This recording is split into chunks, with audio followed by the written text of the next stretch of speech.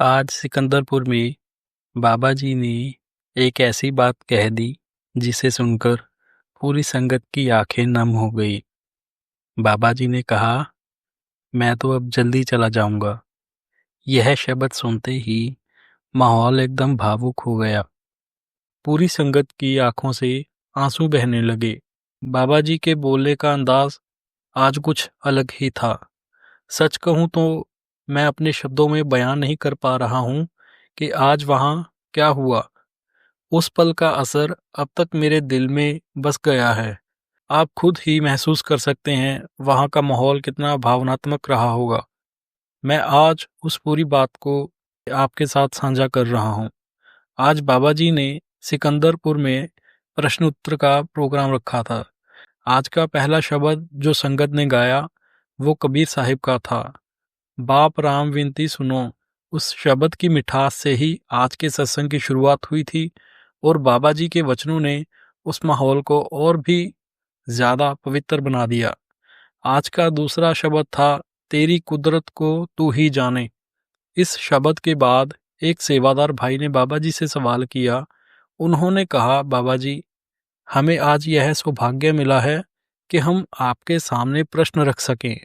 कबीर साहिब ने कहा था, गुरु गोविंद दो खड़े काके, लागू पाए बलिहारी। गुरु अपने जिन गोविंद दियो मिलाए। बाबा जी, हमारे लिए तो आप ही हमारे रब हो, लेकिन आप तो अक्सर सत्संग में कहते हैं कि मैं रब नहीं हूँ। यह सुनकर बाबा जी मुस्कुराए और बहुत ही प्यार से बोले, बेटा, भक्ति तो एक की ही करनी है। वो एक ना तो औरत है ना ही आदमी, वो एक शब्द है जो सब में वास करता है। हम सब उस सच्चाई की खोज में निकले हैं। गुरु तो हमें उस सच्चे शब्द तक पहुंचाने का रास्ता दिखाते हैं। बाबा जी के यह शब्द सुनकर माहौल कुछ पल के लिए शांत हो गया, जैसे हर दिल उस सच्चे नाम की तलाश में खो गया हो।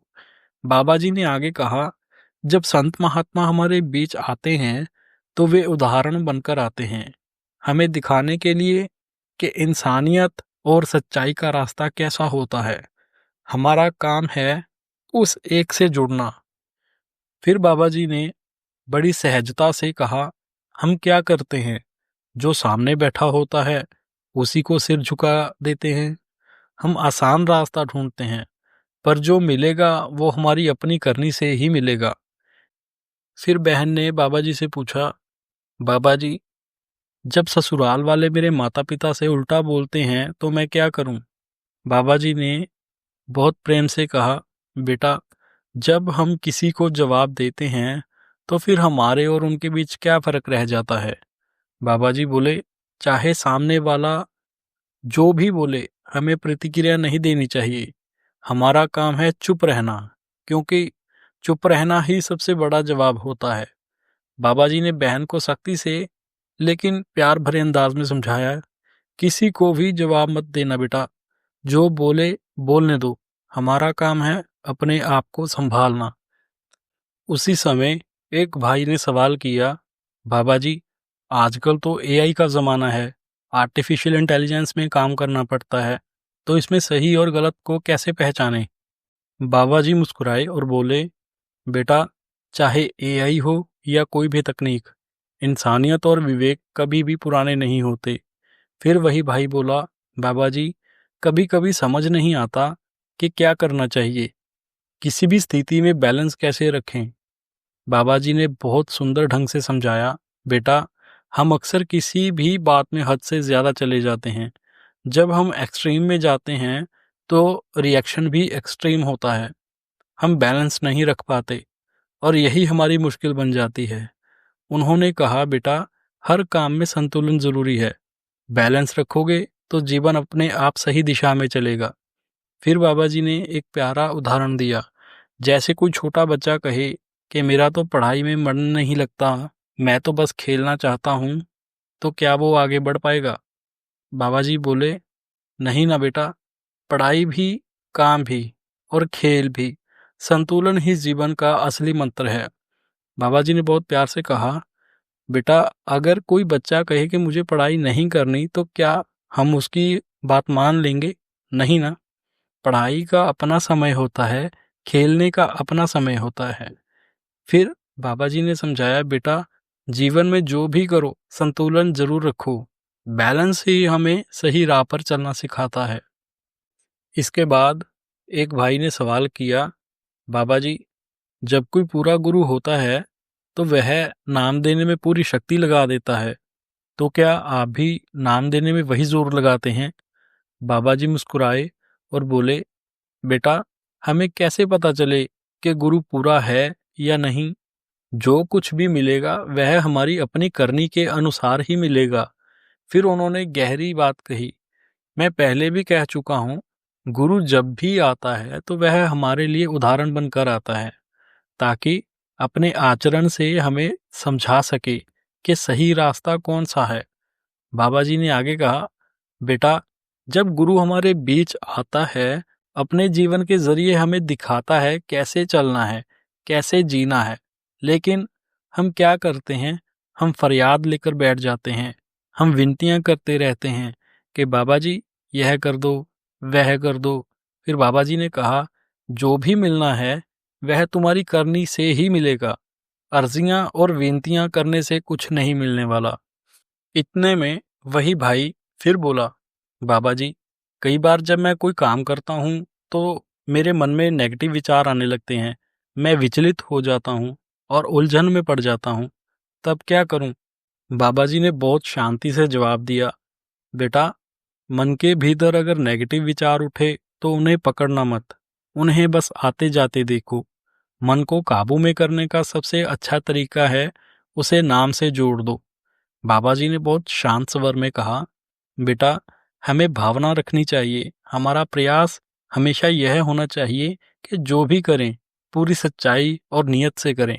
फिर बाबा जी बोले, मालिक ने हमें विवेक दिया है और उसी के साथ तर्क करने की शक्ति भी दी है। हमें हर बात में तर्क और समझ का इस्तेमाल करना चाहिए। क्या सही है, क्या गलत है, इसका निर्णय हमें सोच समझकर करना चाहिए। इतने में एक भाई ने बड़ी मासूमियत से कहा, बाबा जी मुझे नामदान मिला है, अब आप ही मेरी उंगली पकड़कर मुझे आगे ले चलिए। बाबा जी मुस्कुराए और बोले, बेटा हमने जन्म क्यों लिया है यह समझना बहुत ज़रूरी है। हमारा जन्म हमारे कर्मों के कारण हुआ है और अब हमें ही उन्हें सुधारने का मौका मिला है। बाबा जी ने आगे कहा, बेटा हमारे भीतर इतनी ताकत नहीं है कि हम उस रूहानियत की दौलत को अपने दम पर निभा सकें। मालिक ने हमें पूरे 24 घंटे दिए हैं। इन 24 घंटों में हम दुनिया के लिए भी समय निकालते हैं, तो क्या मालिक के लिए थोड़ा समय नहीं निकाल सकते? फिर बाबा जी ने बहुत गहरी बात कही, अगर हमारा ध्यान सिर्फ दुनिया की ओर रहेगा तो हम मालिक की ओर कैसे बढ़ पाएंगे? इसके बाद बाबा जी ने वाणी की एक पंक्ति सुनाई, सब सुखदाता राम है, दूसर नाही कोई। फिर समझाते हुए बोले, बेटा हमें अपना ध्यान मालिक से जोड़ना है, बाकी सब कुछ तो बस मन के खेल हैं। तभी एक सेवादार ने बड़े विनम्र स्वर में पूछा, बाबा जी मेरी पत्नी गर्भवती है, अगर वह नामदान की कमाई करती है तो क्या उसका असर हमारे बच्चे पर भी पड़ेगा? बाबा जी ने बहुत शांत भाव से उत्तर दिया, बेटा हमें इन बातों की गिनती नहीं करनी चाहिए।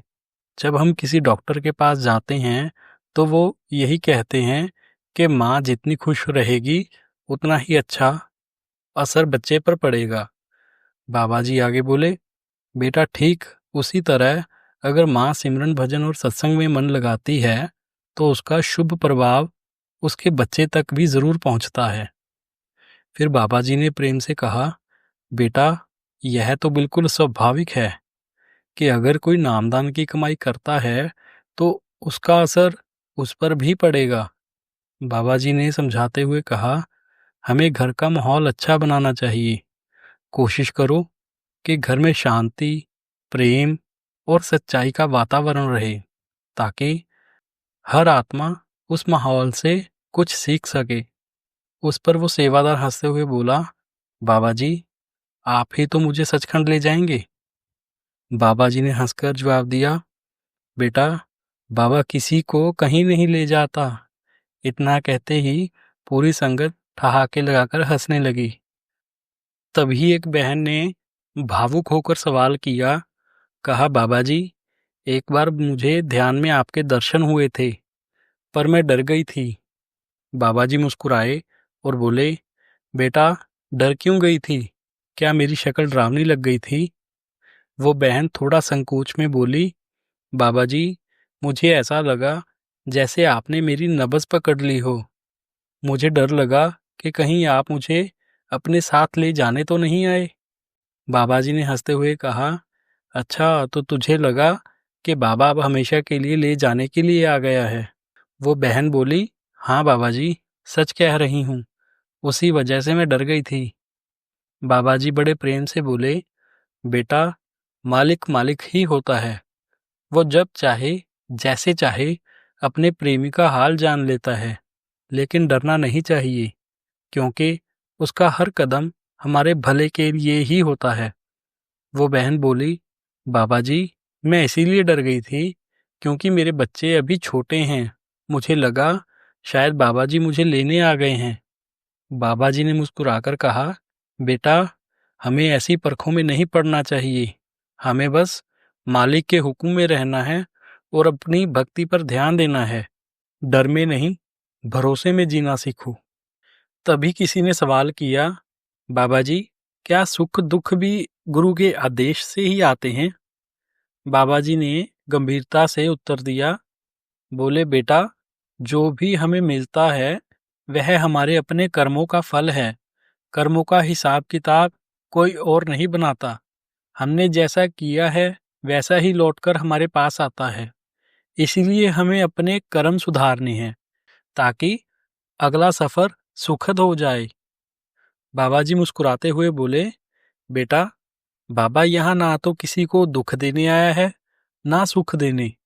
बाबा तो बस समझाने आया है, ताकि हम अपने भीतर के सच को पहचान सके। इतने में एक बहन बोली, बाबा जी, आपकी और हुजूर जी की जोड़ी बहुत प्यारी लगती है। बाबा जी मुस्कुराए और बोले, हुजूर तो जवान है बेटा। वो बहन फिर बोली, बाबा जी, आप हुजूर जी का ध्यान रखा करो। बाबा जी ने हंसते हुए कहा, मैं तो बूढ़ा हो गया हूँ, अब ये जवान मेरा ध्यान रखेंगे या मैं उनका? इतना कहते ही सारी संगत जोर जोर से हंसने लगी।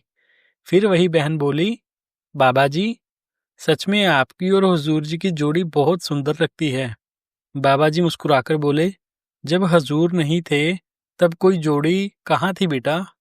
जोड़ी तो मालिक ही बनाता है, और वो जब मिलाए तो वो जोड़ी हमेशा सुंदर ही होती है। फिर उस बहन ने बड़े स्नेह से कहा, बाबा जी, आपसे तो हम हमेशा अच्छी अच्छी चीजें ही मांगते हैं। बाबा जी हंसते हुए बोले, अच्छा, तो फिर अगर बाबा अच्छा है तो क्या हुजूर अच्छे नहीं हैं? वो बहन मुस्कुराकर बोली, नहीं बाबा जी, हुजूर पर भी दया करना। बाबा जी मुस्कुराते हुए बोले, अरे वाह, अब यह भी सुन लो, हुजूर पर दया करना। इतना कहते ही हॉल में फिर से हंसी की लहर दौड़ गई। फिर एक सेवादार ने सवाल किया, बाबा जी, क्या रूहानियत के रास्ते पर चलने के लिए गुरु का होना जरूरी है? मेरे पिताजी कहते हैं कि बिना गुरु के मंजिल नहीं मिलती। बाबा जी ने शांत स्वर में उत्तर दिया, बोले, बेटा, मंजिल तब तक नहीं मिलती जब तक कोई मार्गदर्शक ना हो। जैसे बिना कप्तान के जहाज रास्ता भटक जाता है, वैसे ही बिना गुरु के आत्मा सही दिशा नहीं पकड़ पाती। गुरु वही है जो अंधकार में प्रकाश दिखाता है। बाबा जी मुस्कुराते हुए बोले, बेटा, जब तक हमारे जीवन में गुरु नहीं होता तब तक हम उस मंजिल तक नहीं पहुंच सकते। गुरु की जरूरत हर आत्मा को होती है। फिर किसी ने सवाल किया, बाबा जी, हम कैसे जाने कि असली गुरु कौन है? बाबा जी ने बहुत सरल उदाहरण देते हुए कहा, बेटा, 5 साल का बच्चा क्या अपने टीचर का इम्तिहान ले सकता है? क्या वह कह सकता है कि पहले मैं टीचर को परख लूं, फिर उससे पढ़ूंगा? नहीं ना। उसी तरह हम भी गुरु को परख नहीं सकते। जब समय आता है, मालिक खुद उस सच्चे गुरु तक पहुंचा देता है। फिर एक बहन ने सवाल किया, बाबा जी, मेरा जो घर वाला है वो बहुत अच्छा इंसान है। वो आगे बोली, मैंने अपने घर वाले से कहा था कि अगर बाबा जी के पास मेरी पर्ची निकल गई तो मैं तुम्हारी शिकायत ज़रूर कर दूंगी। लेकिन बाबा जी, सच बताऊं, मुझे उनसे कोई शिकायत नहीं है। इतना सुनकर बाबा जी मुस्कुराए।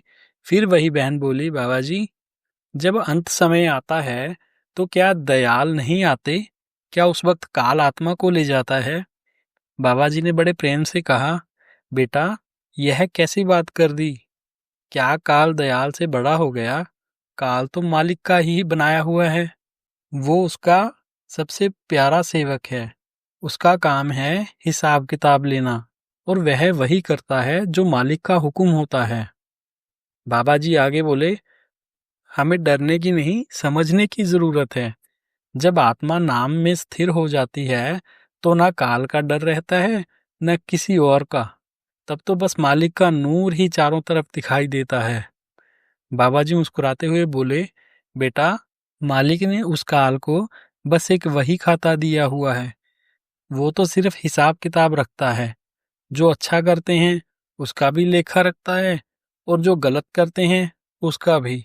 वो ना किसी से नफरत करता है, ना किसी से प्यार। उसका काम बस न्याय करना है। फिर बाबा जी ने बहुत प्यार से कहा, बेटा, असली दयाल तो मालिक ही है। उससे बड़ा कोई नहीं, कोई भी नहीं। आखिर में सबको लेने दयाल ही आता है। तभी एक बहन ने प्रश्न किया, बाबा जी, मैं नामदान लेकर सिमरन करती हूँ, पर जब ध्यान लगाती हूँ तो मेरी आंखों पर बहुत दबाव महसूस होता है। ऐसा क्यों होता है? बाबा जी ने मुस्कुराकर उत्तर दिया, बेटा, जब हम ज्यादा जोर लगाने की कोशिश करते हैं तब ऐसा महसूस होता है।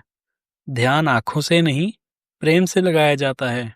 आंखों पर जोर डालने से दर्द होता है, लेकिन जब मन को शांत करके नाम लिया जाता है तो सब कुछ सहज हो जाता है। फिर वही बहन बोली, बाबा जी, कभी कभी हमें बोलने का मौका ही नहीं मिलता।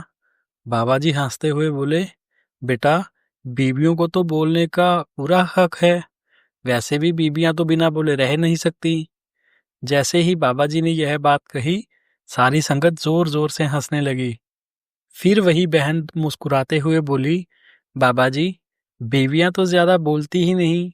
बाबा जी ने हंसते हुए जवाब दिया, अच्छा, यह तो बहुत बड़ी खोज है तेरी बेटा। पूरी संगत फिर से हंसी में डूब गई। उस पल का आनंद शब्दों में बयान नहीं किया जा सकता। बाबा जी मुस्कुराते हुए बोले, बेटा, कुछ बहनें कहती हैं कि भाई ज्यादा बोलते हैं। फिर बाबा जी ने समझाया, भाई, जो लोग कहते हैं पति ज्यादा बोलते हैं, यह सिर्फ भ्रम है। असल में अगर आदमी राज करता है तो वह बीवी के सर पर ही राज करता है। जब बीवी कुछ बोलने लगती है और आदमी भी बोलने लगता है तो बीवी आगे बोलकर उसे शांत कर देती है। जैसे ही बाबा जी ने यह कहा, संगत जोर जोर से हंसने लगी। बाबा जी ने प्यार से कहा, देखो बेटा, कभी कभी बीवी थोड़ी तेज हो जाती है। फिर वही बहन बोली, बाबा जी, कभी कभी मेरा घर वाला मेरे साथ लड़ता भी है। बाबा जी हंसते हुए बोले, बेटा, यह अब तुम्हारे साथ नहीं लड़ता। पहले तय कर लो तुम क्या चाहती हो। जैसे ही बाबा जी ने यह समझाया, संगत फिर जोर जोर से हंसने लगी। बाबा जी ने आगे कहा, अगर बीवियां दुखी रहती हैं तो आत्मा भी दुखी रहती है। लेकिन जब वे खुद कहती हैं कि मैं दुखी नहीं हूं, तो बेटा, असली खुशी वहीं से शुरू होती है। बाबा जी मुस्कुराते हुए बोले, बेटा, पहले मन को तैयार करना जरूरी है। जब तक मन तैयार नहीं होगा, असली समझ नहीं आएगी। फिर बहन बोली, बाबा जी, मुझे तो भगवान मिल गया, अपने घर वालों के नाम से। बाबा जी ने समझाया, अगर तुम्हें सच में भगवान मिल गया है तो फिर यहाँ आने की जरूरत क्या है?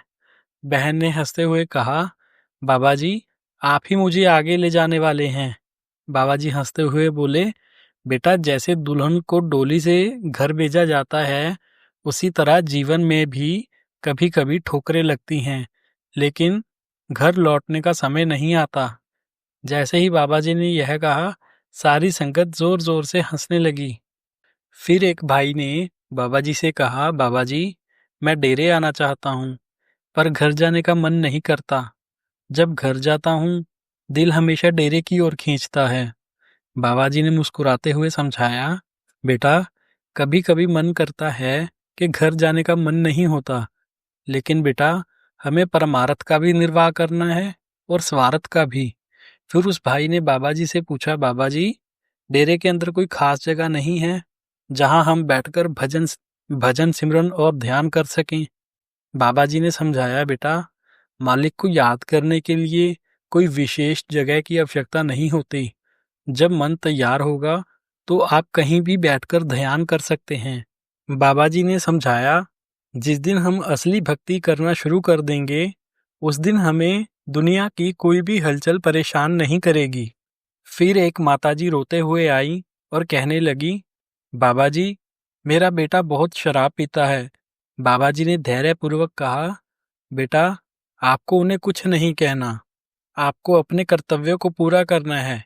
जब उन्हें यह एहसास होगा कि उनकी माँ उनकी भलाई की जिम्मेदारी निभा रही हैं, तो वो अपने आप बदल जाएंगे। फिर एक भाई ने सवाल किया, बाबा जी, जब आप दर्शन देने आते हैं तो आपका चेहरा हमारे सामने होता है, हुजूर का भी चेहरा दिखाई देता है, हम किसके दर्शन करें? हम कभी कभी कंफ्यूज हो जाते हैं। बाबा जी ने बड़ी गहराई से समझाया, बेटा, यह बात ध्यान से सुनो। जो दर्शन की बात है, उसमें कोई उलझन नहीं होनी चाहिए। बाबा जी ने आगे कहा, बेटा, समय की बात है, अब से तुम्हें सिर्फ हुजूर को देखना है। आगे सभी कार्य हुजूर के मार्गदर्शन के अनुसार ही होंगे। इसका मतलब है, अब जल्दी ही तुम्हारा ध्यान और भक्ति केवल हुजूर की ओर केंद्रित होना चाहिए। जब बाबा जी ने यह समझाया तो संगत की आंखों से आंसू बहने लगे। कई लोग अपनी भावनाओं के दबाव में चीखें भी निकाल बैठे। सतगुरु का तरीका ही ऐसा था कि केवल यह कहकर जल्दी ही हुजूर को देखो। संगत का हृदय पूरी तरह हुजूर में डूब गया। फिर सतगुरु ने आगे समझाया, बेटा, अब हर क्रिया और भक्ति का मार्ग केवल हुजूर की देखरेख में होना चाहिए। कुछ लोग कहते हैं कि हम सिर्फ शरीर में फंस गए हैं, लेकिन बाबा जी ने समझाया, बेटा, हम तो शब्द के साथ जुड़ने के लिए आए हैं।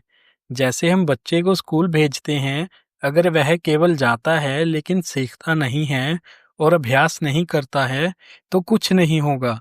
लेकिन अगर बच्चा शिक्षक को प्रणाम करके आता है और सीखता है तो वह अपनी पढ़ाई और मुकाम तक पहुंच पाएगा। बाबा जी ने आगे कहा, बेटा, हमारा मकसद अपने आप को शब्द के साथ जोड़ना है। फिर उस भाई ने सवाल किया, बाबा जी, हमने आपसे वादा किया है, उसे हम कैसे निभाएं? मेरे बेटे ने भी कहा था कि बाबा जी से पूछकर आइए। बाबा जी ने कहा, बेटा, वादा निभाना ही तुम्हारा काम है। बाबा जी ने समझाया, बेटा, जो भी वादा हमारे अंदर का है उसे निभाना जरूरी है। बाहर की बातें केवल भ्रम है। यह शरीर की हदें हैं और अंत यही शमशान घाट तक पहुंचाती है। फिर किसी ने सवाल किया, बाबा जी, जब हम अपने माँ बाप की मदद करते हैं तो क्या यह उनके कर्म में जुड़ता है? बाबा जी ने उत्तर दिया, बेटा, इससे क्या फर्क पड़ता है? क्यों हम नहीं कर सकते? पूरी जिंदगी उन्होंने हमें पाला है, तो क्या हम उनकी सेवा नहीं कर सकते? बाबा जी ने आगे समझाया, बेटा, गुरु हमेशा बोलता है, शिष्य सुनता है, लेकिन कलयुग में उल्टा हो गया है। शिष्य गुरु को आदेश देता है और गुरु को मानना पड़ता है। असल गुरु तो शब्द है। हम सिर्फ शरीर में फंस गए हैं। लेकिन मैं चाह रहा हूं कि तुम्हें हुजूर के दर्शन भी हों। बाबा जी ने कहा, बेटा, कोई मजबूरी नहीं है, लेकिन नाम का दान हुजूर के पास लेना है। तुम्हें इसे लेने के लिए खुद आना पड़ेगा। फिर किसी ने सवाल किया, बाबा जी, हुजूर जी सत्संग में बैठे हुए नींद ले रहे हैं। बाबा जी हंसते हुए हुजूर की तरफ देखकर बोले, अगर ऐसे ही शिष्य होंगे तो हुजूर भी केवल नींद ही लेंगे। संगत और हुजूर दोनों ही जोर जोर से हंस पड़े और पूरा पंडाल खिलखिलाकर हंसने लगा। संगत जी, यह थे आज के 4 अक्टूबर 2025 सिकंदरपुर के सवाल जवाब। संगत जी, आपको ये वीडियो कैसी लगी कमेंट बॉक्स में ज़रूर बताना और राधा स्वामी जी ज़रूर लिखना। संगत जी, आपसे हाथ जोड़कर विनती है, अगर आप इस तरह की सत्संग और सवाल जवाब की वीडियोस देखना चाहते हैं तो हमारे चैनल को लाइक, शेयर और सब्सक्राइब करना मत भूलना और बेल आइकन ज़रूर दबा देना ताकि जो भी नई वीडियो आए वो आप तक ज़रूर आ जाए। राधा स्वामी जी।